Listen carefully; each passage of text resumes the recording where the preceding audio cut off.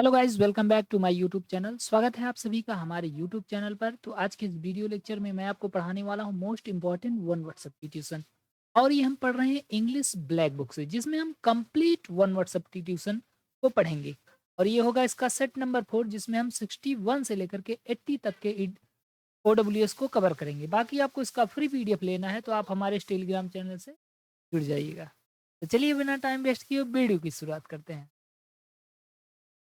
पहला वर्ड है आपका एम्बिगुअस। एम्बिगुअस एम्बिगुअस का मतलब क्या होता है? संदिग्धवादी या अस्पष्ट, यानी कोई ऐसा पर्सन जो किसी डिसीजन को लेने में थोड़ा हिचकिचाता है, यानी दो चित का है। कहने का मतलब है कि उसका मन इधर भी लगता है उधर भी लगता है और इस कारण से वो किसी फैसले को नहीं ले पाता। तो एम्बिगुअस मतलब संदिग्धवादी यानी अस्पष्ट, और ये एक एडजेक्टिव होता है। इंग्लिश मीनिंग देखिए, capable of being understood in either of two or more possible sense, यानी कोई व्यक्ति जो कैपेबल है, योग्य है टू आप बीइंग अंडरस्टैंड, समझने के, in either two or more possible sense, मतलब दो से अधिक सेंस को समझने में वो कैपेबल होता है, योग्य होता है। And therefore not define, और इसलिए वो डिफाइन नहीं कर पाता है कि कौन सी चीज़ सही है। मतलब वो दो से ज़्यादा चीज़ों को समझ सकता है, लेकिन इस वजह से वो डिफाइन नहीं कर पाता है कि कौन सी चीज़ ठीक है। तो एम्बिगुअस का मतलब संदिग्धवादी यानी अस्पष्ट। वैसे एमबी एक रूट वर्ड होता है जो दो के लिए यूज किया जाता है। एमबी अगर लगा रहे तो इसका मतलब क्या होता है? दो। अगला है आपका एम्बीवैलेंट। एम्बीवैलेंट का मतलब क्या होता है? एम्बीवैलेंट का मतलब होता है उभयवादी, यानी किसी चीज के बारे में दोहरा मनोभाव रखने वाला। देखिए मैंने आपको क्या बताया, एमबी का मतलब क्या होता है? दो से रिलेटेड होता है। एम्बीवैलेंट का मतलब उभयवादी, यानी वो दो प्रकार की फीलिंग रखता है। इंग्लिश मीनिंग देखिए, having or showing both good and bad feelings, मतलब उसके अंदर अच्छी भी फीलिंग है और बुरी भी फीलिंग है। तो ऐसे आदमी को क्या बोलेंगे? एम्बीवैलेंट बोलेंगे, यानी दोनों प्रकार का मनोभाव रखता है। प्रसन्नता का भी भाव रखता है और दुख का भी भाव रखता है। तो एम्बीवैलेंट और एम्बिगुअस। अगला वर्ड देखते हैं, अगला है एम्बीवर्ट। एम्बीवर्ट का मतलब क्या होता है? अंतर्मुखी और बाहिर्मुखी दोनों। मैंने क्या बताया, एम्बी का मतलब क्या होता है? दो। तो एम्बीवर्ट का मतलब अंतर्मुखी और बाह्यमुखी दोनों, यानी कहने का मतलब यह है कि एक ऐसा व्यक्ति जो शर्माता भी है, एक ऐसा व्यक्ति जो बहुत ही क्लोज होकर के बात करता है, उसको क्या बोलेंगे? एम्बीवर्ट।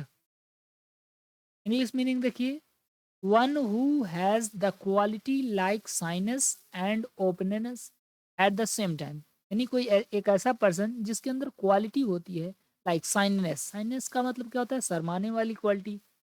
एंड ओपननेस, और खुल करके बात करने वाली quality eight the same time, एक ही समय पर। मतलब खुल करके भी बात कर सकता है और शर्मा भी सकता है, उसे क्या बोलेंगे? एम्बीवर्ट।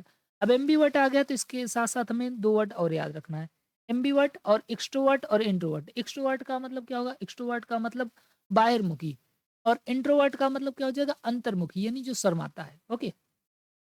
अगला है आपका एम्बल। एम्बल का मतलब क्या होता है? एम्बल का मतलब होता है धीमी गति से चलना। ये किससे बना हुआ है? इसी से बना हुआ है एम्बुलेंस। एम्बुलेंस क्या? एम्बुलेंस किससे बना है? एम्बल से। एम्बल मतलब क्या होता है? धीरे धीरे चलना। तो एम्बुलेंस क्या होती है? धीरे धीरे चलती है, ऐसे याद कर लेंगे एम्बल। एम्बल मतलब धीमी गति से चलना, और ये एक वर्ब होता है। इंग्लिश मीनिंग देखिए, walk or move at slow relax pace, मतलब चलना या घूमना at slow relax pace. Pace का मतलब क्या होता है? गति, यानी धीमी गति से चलना। या हम इसे कह सकते हैं टू वॉक एमलेसली, यानी बिना किसी उद्देश्य के चलना। जब आदमी बिना किसी उद्देश्य के चलता है तो वह धीरे धीरे एकदम रंभाते हुए चलता है। टेम्पल का मतलब धीमी गति से। नेक्स्ट वर्ड है आपका एमेल्योरेट। एमेल्योरेट का मतलब क्या होता है? बढ़ाना या सुधार करना, इम्प्रूवमेंट करना। इसको याद ऐसे कर लीजिएगा कि अमूल रेट जो है, अमूल जो है अपना रेट क्या करता रहता है? बढ़ाता रहता है। एमेलियोरेट, अमूल क्या करता है? अमूल दूध जो है वो अपना मूल्य हमेशा बढ़ाता रहता है। एमेलियोरेट का मतलब बढ़ाना, इम्प्रूवमेंट करना, सुधार करना। देख सकते हैं मेक बेटर, यानी किसी चीज को बेहतर बना देना। अगला वर्ड है आपका एमिनेबल। एमिनेबल का मतलब क्या होता है? आज्ञाकारी। एक ऐसा पर्सन जो किसी व्यक्ति की आज्ञा को मान लेता है, वो क्या कहलाता है? आज्ञाकारी कहलाता है। एमिनेबल ये बहुत ही इंपॉर्टेंट वर्ड है। देखिए, readily reacting to suggestion and influence, यानी कोई ऐसा व्यक्ति जो बहुत तेजी के साथ किसी सजेशन पर या किसी इन्फ्लुएंस प्रभाव पर रिएक्ट करता है, उसे क्या बोलेंगे? Willing to be guided or control, यानी जिसे इच्छा पूर्वक गाइड किया जा सके। गाइड करने का मतलब आप समझते हैं? गाइड करने का मतलब मार्गदर्शन करना। इच्छा पूर्वक मार्गदर्शन कर सकते हैं, उसे कंट्रोल कर सकते हैं। वैसे आदमी को क्या बोलेंगे? एमिनेबल। ये वर्ड ज़रूर याद रखिएगा, ये वाला लाइन यही क्वेश्चन में पूछा जाता है। विलिंग टू बी गाइडेड और कंट्रोल्ड, इसके लिए कौन सा वर्ड आएगा? एमिनेबल यानी आज्ञाकारी। ओके, अगला है आपका एमिकेबल। एमिकेबल का मतलब क्या होता है? एमिकेबल का मतलब होता है मैत्रीपूर्ण या सौहार्द। एक ऐसा पर्सन जो अच्छा बिहेव रखता है, गुड फ्रेंडली मैनर रखता है, तो उसको हम क्या बोलेंगे? एमिकेबल। इसको याद कर लीजिएगा कि हमें केबल से फ्रेंडशिप नहीं बनानी चाहिए, amicable. Someone who is friendly and good nature, यानी कोई ऐसा व्यक्ति जो फ्रेंडली है, मित्रवत है, एंड गुड नेचर और अच्छे नेचर का है, तो उसे हम क्या बोलेंगे? एमिकेबल।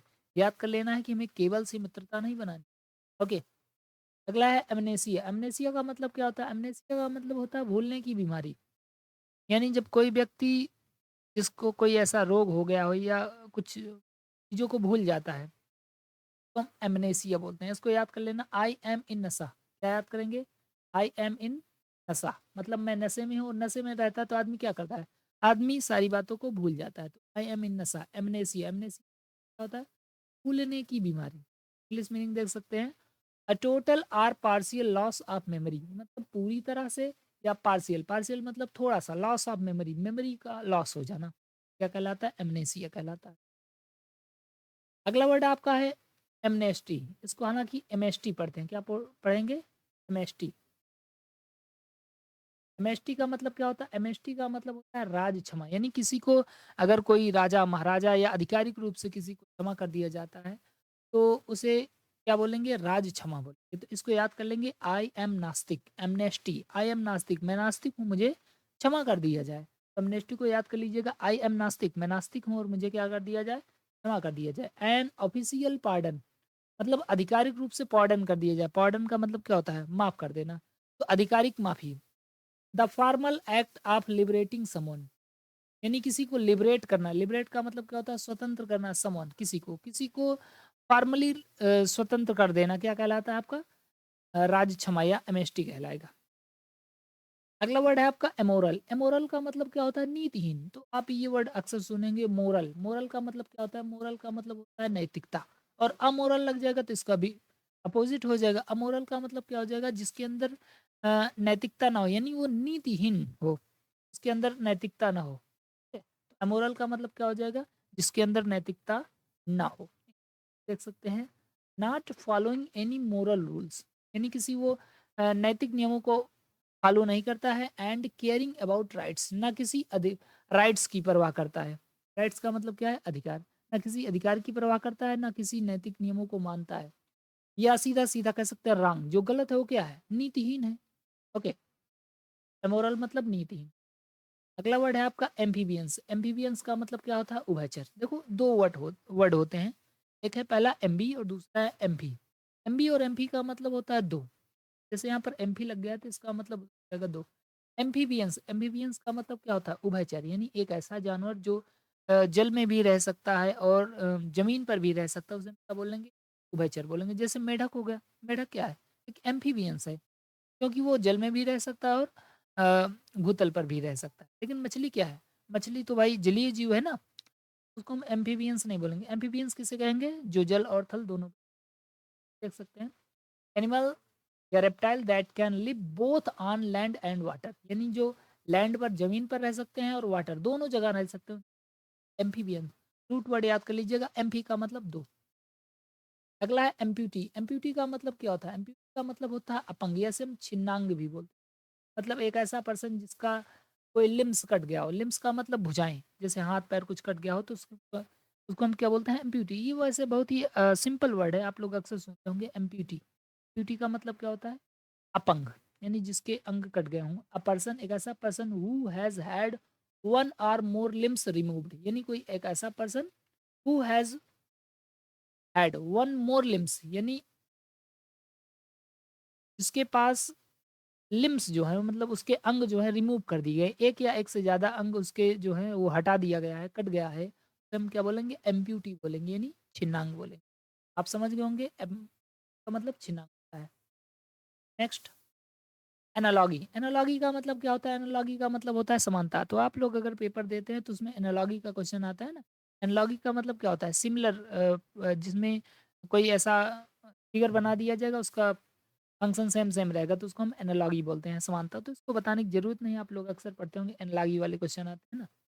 इंग्लिश मीनिंग आप देख ही सकते हैं, comparison between things that have similar feature, मतलब उन चीज़ों के बीच में कंपैरिजन करना, दैट हैव सिमिलर फीचर, जिनमें समान फीचर्स होते हैं। ओके, अगला है आपका एनालिसिस। तो एनालिसिस तो बच्चा-बच्चा जानता है, एनालिसिस का मतलब होता है किसी चीज़ को एग्ज़ामिन करना, विश्लेषण करना। जैसे आपने कोई टेस्ट दिया, टेस्ट देने के बाद आप उसको देखते हैं कौन-सा आपने सही किया, कौन-सा गलत किया, कैसे सही हुआ, कैसे गलत हुआ, इन सारी चीज़ों को देखते हैं तो क्या बोलते हैं एनालिसिस करना। किसी चीज़ को अच्छे से एग्ज़ामिन करना क्या कहलाता है आपका एनालिसिस। इंग्लिश मीनिंग देख सकते हैं, detailed examination of something complex, यानी डिटेल्ड एग्जामिनेशन, किसी चीज़ को बहुत अच्छे से एग्जामिन करना, जांच परख करना। आप समथिंग कॉम्प्लेक्स, जो कोई बहुत कठिन चीज़ है उसको अच्छे से आप उसको एग्जामिन कर रहे हैं तो क्या कहलाएगा, उसे एनालिसिस कहलाएगा। एनालिसिस का प्लूरल क्या होता है आप जानते हैं? एनालिसिस का प्लूरल होता है एनालिसिस। ओके, नेक्स्ट वर्ड है आपका एनार्किस्ट। एनार्किस्ट का मतलब क्या होता है? अराजकतावादी, यानी एक ऐसा पर्सन जो गवर्नमेंट के नियम को नहीं मानता या सरकार को ही नहीं मानता, उसे हम बोलते हैं एनार्किस्ट। ओके, एनार्किस्ट का मतलब एक ऐसा पर्सन जो सरकार के नियमों को नहीं मानता है। इंग्लिश मीनिंग देख सकते हैं, a person who believes that law and government are not necessary, यानी एक ऐसा पर्सन जो बिलीव करता है, विश्वास करता है दैट की लॉ, कानून और सरकार, नॉट नेसेसरी, की जरूरत नहीं है। या a person who believes in or tries to bring about a state of lawlessness, मतलब एक ऐसा पर्सन जो इस बात को विश्वास करता है या इस बात का प्रयास करता है कि वो एक लॉलेसनेस, लॉलेसनेस का मतलब कानून विहीन स्टेट की स्थापना करे, तो उसे हम क्या बोलेंगे? अराजकतावादी। जो किसी नियम कानून को नहीं मानता, अराजकतावादी बोलते हैं, सीधी बात, नो बकवास। अगला है आपका एनार्की। एनार्किस्ट दोनों सेम सेम है, यानी अराजकता। यहाँ पर एक पर्सन की बात की जाएगी, यहाँ पर ये सिचुएशन है, क्या है ये? सिचुएशन। ओके, सिचुएशन को हम क्या बोलते हैं? एनार्की बोलते हैं। और जो सिचुएशन को क्रिएट करता है, जो पर्सन होता है, उसके लिए हम anarchist. A situation in a country, an organization, ETC, in which there is no government order country. Okay, यानी एक ऐसी सिचुएशन जब देश में या किसी संस्था में देयर इज नो गवर्नमेंट, जब जहाँ सरकार ना हो या कोई आर्डर, कोई कानून नियम हो, तो उसे हम क्या बोलेंगे? एनार्की बोलेंगे। ओके, अगला है आपका एनाटॉमी। एनाटॉमी का मतलब क्या होता है? एनाटॉमी का मतलब होता है शरीर रचना विज्ञान। तो ये बहुत ही कॉमन सा वर्ड है, आप लोग अक्सर सुनेंगे एनाटॉमी की क्लास। एनाटॉमी मतलब शरीर रचना, जिसमें बॉडीली स्ट्रक्चर को दिखाया जाता है, उसे हम एनाटॉमी बोलते हैं। ओके, तो आप देख सकते हैं, the branch of science concerned with bodily structure of humans, animals and other living organism, यानी विज्ञान की वह शाखा जो कंसर्न्ड है, संबंधित है विद बॉडीली स्ट्रक्चर, शारीरिक संरचना से, आप ह्यूमंस, मानव के, एनिमल्स या जानवरों के, एंड अदर लिविंग ऑर्गेनिज्म या अन्य जीवित जो ऑर्गेनिजम्स होते हैं उनके लिए एनाटॉमी उसे। ओके, अगला एंकर। एंकर का मतलब क्या होता है? समाचार उद्घोषक, यानी एक ऐसा पर्सन जो टीवी पर आकर के समाचार बताता है, किसी प्रोग्राम को होस्ट करता है, रेडियो पर आता है, उसे हम एंकर बोलते हैं।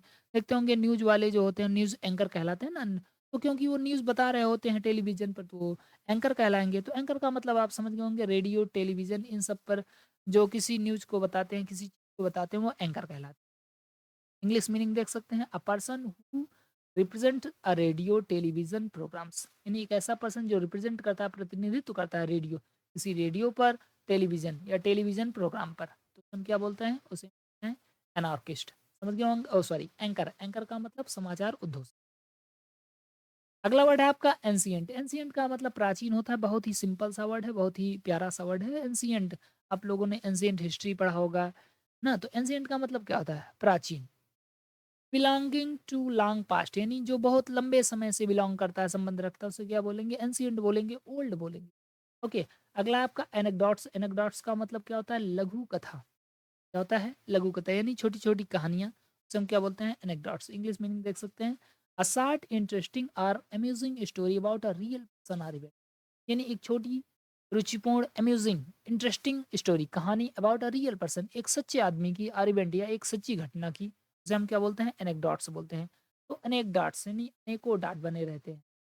ओके, तो एनेक्डोट्स का मतलब क्या हो जाएगा? लघु कथा। तो गाइज, अगर आपको ये वीडियो पसंद आए तो प्लीज़ वीडियो को लाइक करें, बाकी नए हो तो चैनल को जरूर सब्सक्राइब करें। बाकी आपको इसका पीडीएफ लेना है तो आप हमारे टेलीग्राम चैनल से ज़रूर जुड़ जाइएगा। Thank you so much. जय हिंद, जय भारत।